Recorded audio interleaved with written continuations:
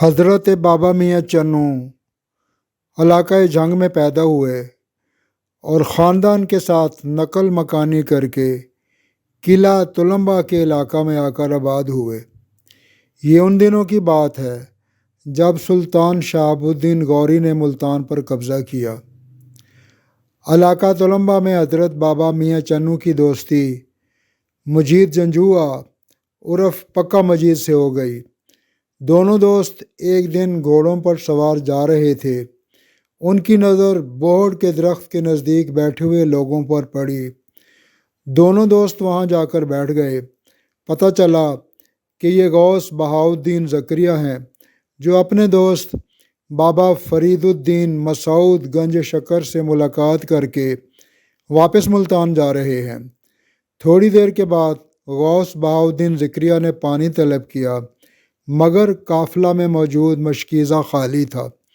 مجید جنجوعہ اور بابا میاں چنو مسافر کی تواضع کے جذبے کے تحت پانی لینے گئے۔ ان دنوں دریائے بیاس شہر کے جنوب میں بہتا تھا۔ پانی لے کر دونوں دوست واپس آئے مگر غوث بہاؤالدین زکریہ جا چکے تھے۔ دونوں کو دلی افسوس ہوا۔ اب دونوں دوست قدموں کے نشان پر ان کے پیچھے چل پڑے۔ کافی دیر کے بعد دور جا کر دیکھا غوث بہاؤالدین زکریہ ایک ٹیلہ پر تشریف فرما ہے اور ساتھ ہی پانی کا چشمہ جاری ہے۔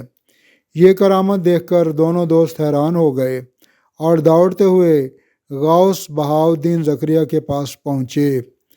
بابا میاں چنو نے پانی پیش کیا۔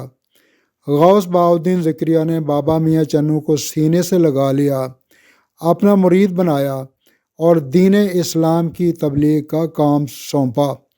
حضرت بابا میاں چنو کو محفل سماع کا بہت شوق تھا۔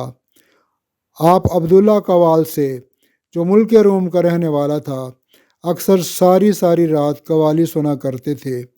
آپ نے تمام عمر دین اسلام کی اشاعت کے لیے وقف کر دی تھی۔ آپ نے تمام عمر عشق الہی میں گزاری۔ مجاہدوں اور ریاضتوں کے باعث بابا میاں چنو جسمانی طور پر بہت کمزور ہو گئے اور اپنے مرشد پاک کی زندگی میں ہی 9 ساون بمطابق 645 ہجری اس دنیا سے کوچ کر گئے۔ حضرت بابا میاں چنو سے بے شمار کرامات ظہور پذیر ہوئیں۔ انگریز نے جب 1910 میں ریلوے اسٹیشن پر شہر کے امیر ترین شخص اجل سنگھ کا نام کا بورڈ لگایا تو قدرتی طور پر بورڈ پر بابا میاں چنو کا نام گرامی لکھا گیا۔ بار نگرانی کی گئی مگر ہر دفعہ ایسا ہی ہوا۔ آخر کار اس شہر کا نام میاں چنو رکھا گیا۔ آپ کی دوسری کرامت جسم پر نکلنے والے موقع ہیں جن کے لیے منت مانی جاتی ہے اور منت پوری ہو جانے کے بعد ایک جھاڑو اور نمک کا ایک تھیلا دربار شریف پر رکھا جاتا ہے۔ آپ کے مزار کے ساتھ بوڑ کے درخت کے نزدیک ایک کنواں تھا جس کے پانی سے نہانے والا ہر قسم کی بیماری سے شفا پا جاتا تھا مگر زمانہ کے ہیر پھیر نے یہ کنواں بند کرا دیا جو عقیدت مندوں کے لیے بہت بڑی نعمت تھا۔ آپ کا عرس مبارک ہر سال 9، 10، 11 ساون کو نہایت عقیدت و احترام سے منایا جاتا ہے۔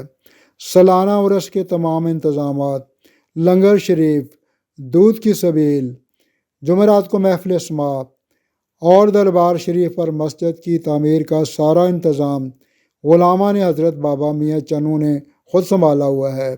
اللہ ان سب کو اجر عظیم عطا فرمائے۔